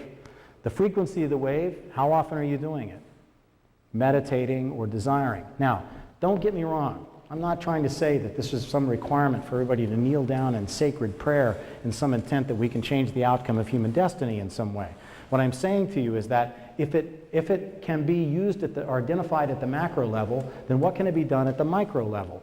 What does it mean when I walk into a room, and I walk into that room and I look around that room, and I can say, I can build up all sorts of negative implications about what's there, about what I like or what I don't like, about where I am at that particular moment. And if I'm standing up presenting to you, I can give that to you, can't I? You can look at my face, my gestures, my tone, everything about me. That's just an overt vision of it, right? But I can also just project that energy into the room, can't I? Of negativity, of forlorn and hatred and disgust and despise. Or I can come in And I can fill my heart when I walk in, and I can say that I have love and I have compassion. And I am grateful for these men in uniform that have served. I am grateful for the women that have been there with them, that have served with them and have supported them, and I am grateful for that. And I bring that love and compassion into that. And I shore that up.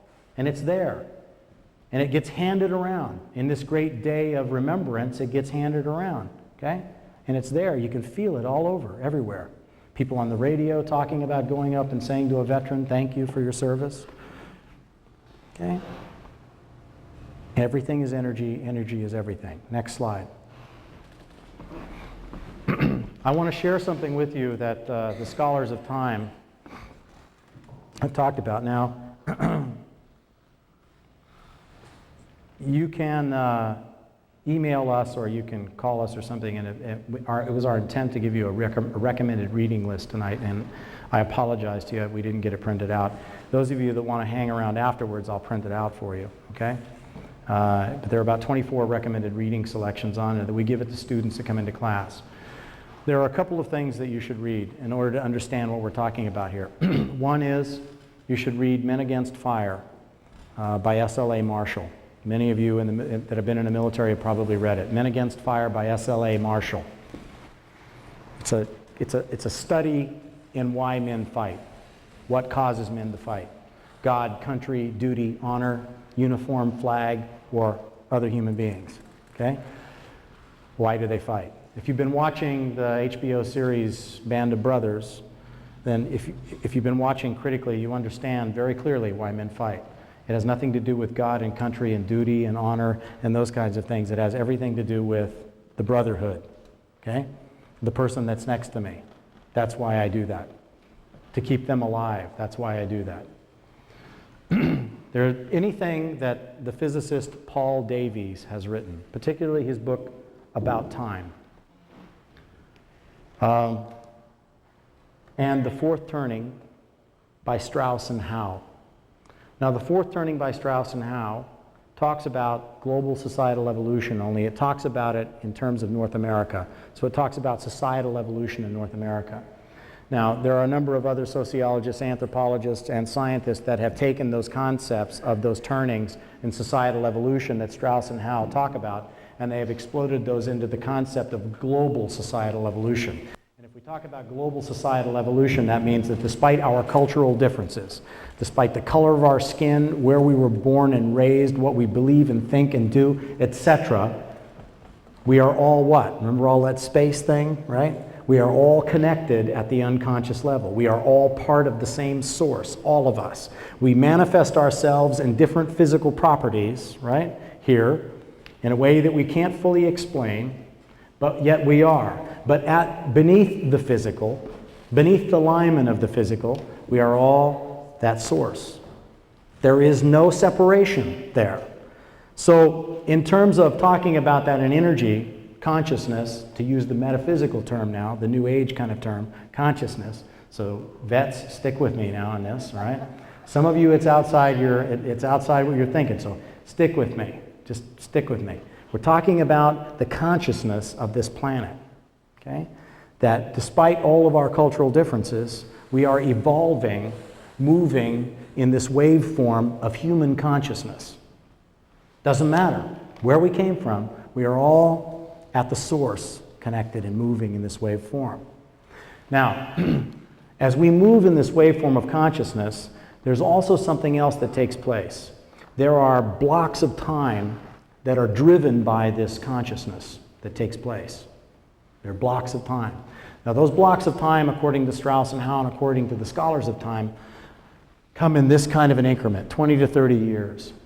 And they are fuzzy measurements of time, meaning that they can contract or protract, protract, depending upon external variables, financial, economic, industrial, et cetera, right? They make them speed up or slow down, speed up or slow down. They're fuzzy measurements of time. Now, each of those, they are secular turnings, they are called. And there are 4 turnings in our global society, 4 of them. Unraveling, destructive, rebuilding, sustaining, okay?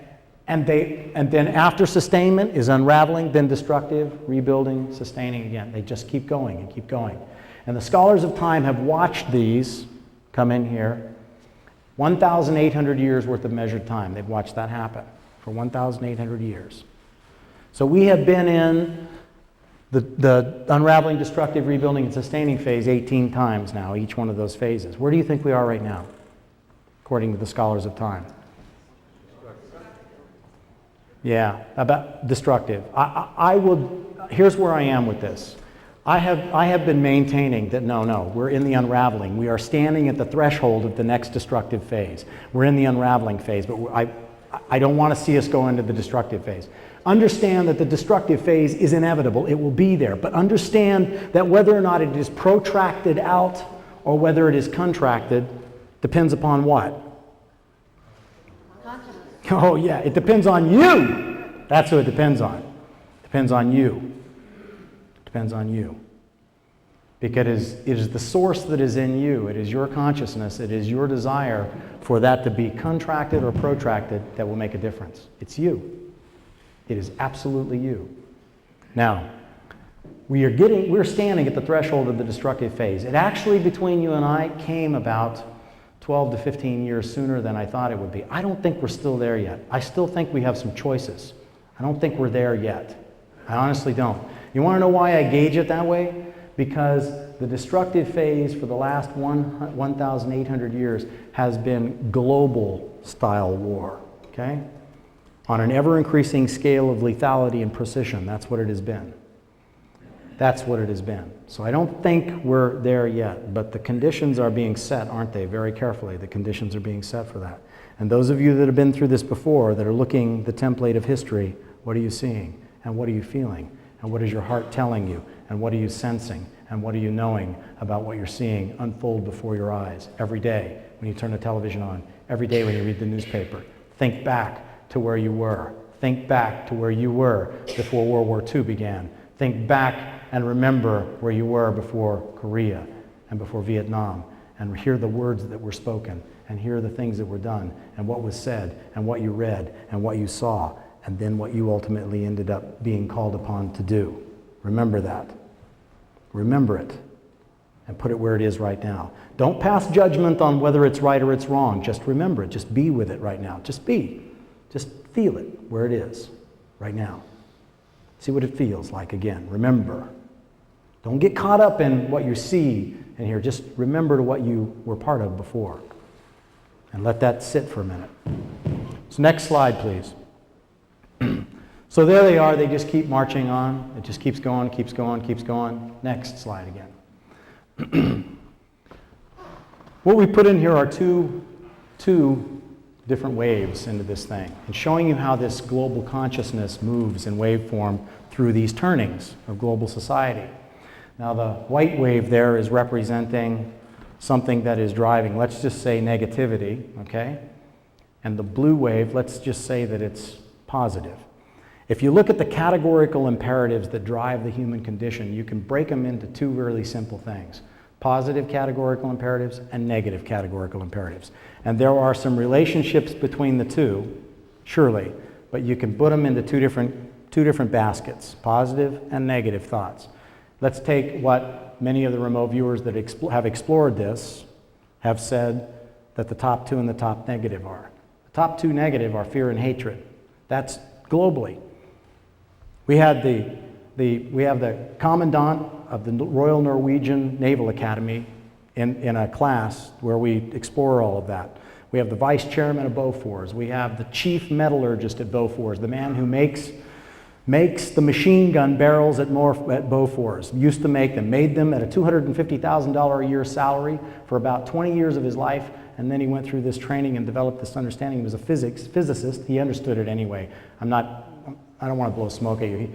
He had this inkling that these things were true. He understood that source thing that we're talking about. He's a man that talked about the physics of metal. He started talking about at Bofors, which is a major defense contractor in Sweden to the world, he started talking about the spirit of metal, the consciousness of metal, the unconsciousness of metal. And he did that as he began to descend beyond the absolutes of physics and go into the approximates and understand that he was more than the physical, and really understood that. All scientists that explore know that there is some consciousness that holds all of those pieces, that small pea and those grains of sand in that stadium together to make something physical in this planet. They understand all of that, but they just don't, they understand that source that's there. They don't have a title for it really. They call it spirit in the metaphysical community. Think now what this poor physicist was going through, standing around the coffee machine, telling people about the spirit of metal, about the consciousness of metal. And you know what this genius did? He left Bofors, gave up a $250,000 a year salary. Why? Because he figured out a way to knock metal, hit metal so hard that he knocked it unconscious. And he knocked it unconscious, and when he hits metal that hard and knocks it unconscious, it becomes a liquid. And in about 3 microseconds, it shakes its head, and it comes back to consciousness again, and it is then solid again. So now think, and he has now built the machines that are cold, the machines are the size a meter square, which a normal RAM required to do what he was doing was nearly the size of this section of the room over here. And this machine knocks powdered metal into liquid form, and it drops in a few microseconds. It falls into the mold, okay? And then when it solidifies again, it's now been cold forged.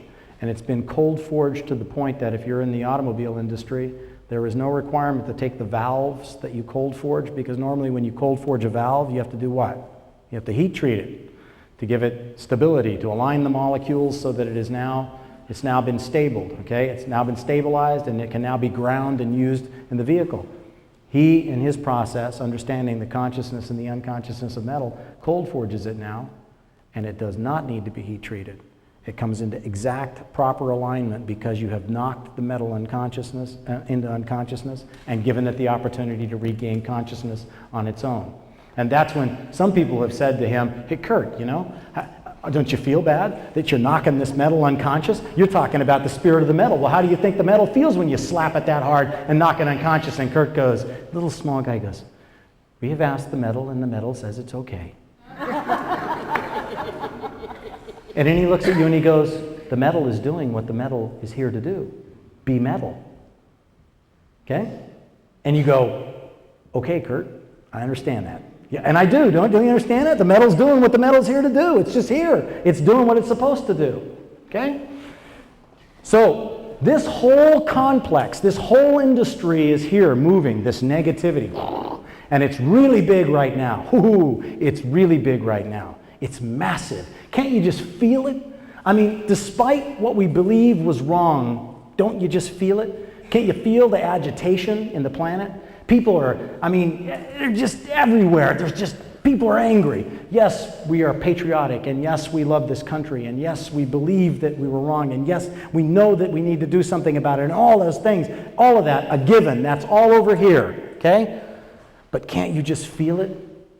People are just ready to just jump out and just choke you to death because they, you know, don't you dare say anything like that, and they're just furious. They're driving through traffic, they're furious. There's an increase in accidents going on right now across this country. There's an increase in sex, too. Because that seems to be an outlet for what's happening, but it's there. There's an increase in rapes, increase in robberies, all of that. All of it, just because there's this whole field of anger increasing that's up there. Okay? So that's where that white one is, coming right straight into, and do you understand what I'm getting at here? Is if that continues to increase, if fear and hatred continue to increase and we move into this destructive phase, it could be catastrophic. Things could cease to end reality has changed absolutely as we knew it before anyway after September 11th. Our whole world has changed. What we're talking about tonight is, what do we do about that? We're talking about homeland security and other things, and one of the things I wanted to tell you was don't expect a laundry list, and you probably have gotten to that by now, that wasn't going to be what was going on here, of a laundry list of these things, of what to do or what not to do. There are many more people far more qualified to give you a laundry list than me. What I want you to understand is that you are powerful and significant and eternal and omnipotent. You are that source beneath there. You are more than the physical. Each and every one of you, everything you have done in your life has brought us to this place right now, and you have a decision to make, each and every one of us. The blue line is consciousness. That is that desire to make that white line come down and stabilize and move with our blue line. There's going to be opposition, folks. It's not, you can call it the theory of non-locality, you can call it string theory, you can go into whatever you want. There's going to have to be balance in it. It's not going to be one way or the other. If you're really interested in that, there's a position paper that I put that's on the web page, or is supposed to be on the web page, and you can look at that talks about, can you be too spiritual? Can you be too spiritual? If you can be too much the other way, you can be too spiritual. Now, don't pass judgment on that statement, okay? Until you understand what's behind the statement, don't pass judgment on it. Just ask yourself, can you be too spiritual? Can you be too right brain creative? If you can be too left brain dominant and too patriarchal and too much of an analytical thinker, can you be too much of a right brain matriarchal, non-analytical creative thinker? And what do we know in the laws of physics, absolute or approximate, that there must be balance in all things? And what we're looking for is balance in this. That's what we have to have. Because if we don't, and you allow this element of anger and fear of what's going to happen next, fear of who do I trust, fear of what do I do tomorrow, fear of what can I say, what fear of opening a letter, fear of going to the post office, fear of going across the bridge, fear of everything, all of that fear, the fear of those things contributes to it. And so based on what we're saying tonight, what are the things that allow you to open up to that, to the possibility of that? Knowing truth. Knowing that you are eternal, omnipotent, omniscient. Believe me, it is a transformational process of understanding that. And when the veterans know this, and of course all the rest of us as well here, but when the veterans know this, you are a powerful, powerful voice of reason in this society. You have been there, you have done that, you have sacrificed, you have given what others have not. When you know what I'm talking about in terms of the blue line, and you are able to put forth that effort along with everyone else in here to bring its sympathetic resonance, isn't it? Right? If you increase the amplitude and frequency of that blue line, which means every day of your life you get up and you step out and you do something that brings love and compassion into this world. Not something that contributes to the fear and hatred of it, something that brings love and compassion into this world. Something. And it matters not whether you tell a brother that you love him, but you do it every day. You bring love and compassion into this planet. And if you will bring love and compassion into this planet and not contribute to the fear and the hatred that is existing here, then you will start to increase in your little small thimble of what you produce every day. You will begin to change the amplitude of that wave. And when you get it to a point that it is significant enough, then the amplitude of the other will sympathetically begin to resonate with it. And you will bring balance into this existence. Balance into it. The politics and intel and everything else aside, that is simply the physics of what goes on in this planet. And you have a role to play in that, each and every one of you. And the veterans in here have an extremely powerful role because we trust you. We trust you for answers. We trust you. We look at you and say, is this what you want? Is this right? We trust you. More so than anyone else in this country, we trust you. And we look to you. And we ask you. And I want you to stand forward with a voice of reason and with a voice of love and compassion and understanding that you are more than the physical. I don't care what your politics are, and I don't care whether you choose it to be right or it's wrong, but if you become a voice of reason in this society, we will turn to you and look to you. We will.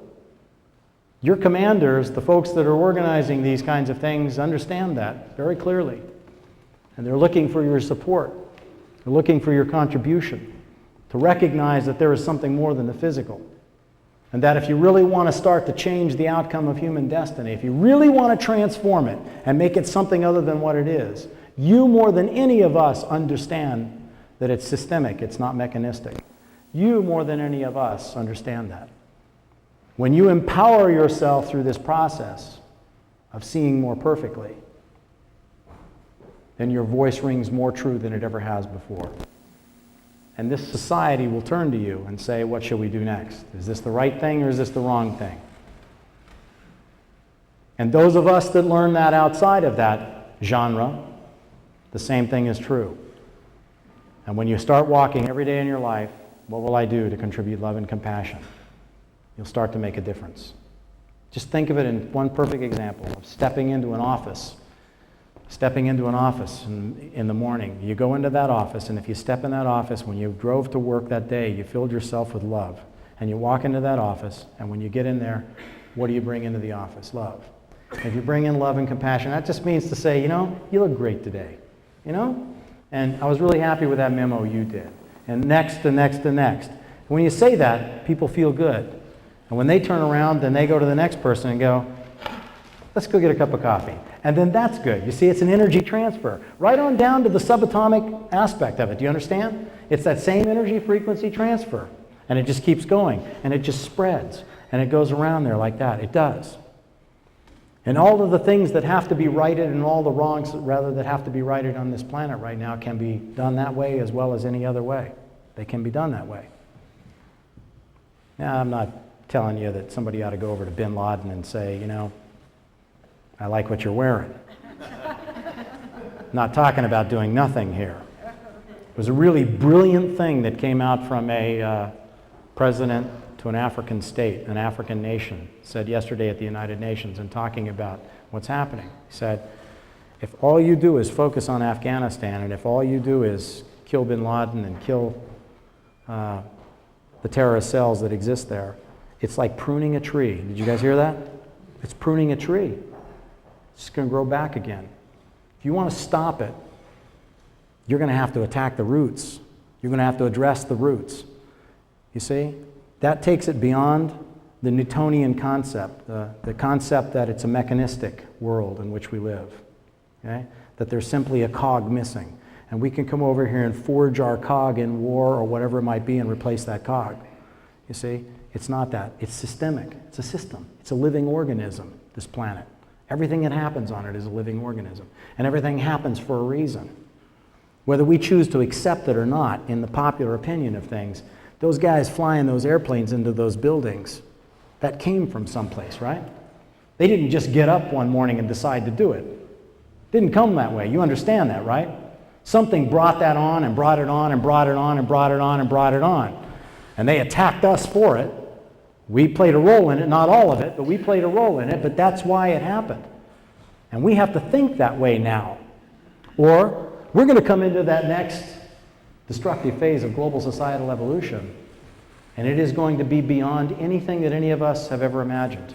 Because when you fought, and you and all the rest of you veterans in here, when any of us fought, when any of us were in the service, the machine of war was nothing like what it is right now. Nothing like what it is right now. We are very good at taking human life. Very good. And we're only going to get better at it. So while we are doing what we're doing there, we have got to, as a voice of reason, say we need to focus here.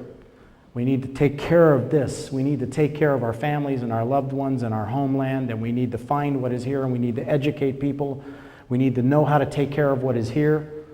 We need to put the police forces of the world looking for what's around inside our borders, and we need to try to do what we can every day of our lives to take care of the root system, okay? The things that brought that into being. That's a whole nother lecture for a very long period of time to talk about those things. But if you're really interested, read history. Just read it. Just go back and look at it. Read everything you can get your hands on about. Go back to the sinking of the Maine that brought us into the Spanish-American War.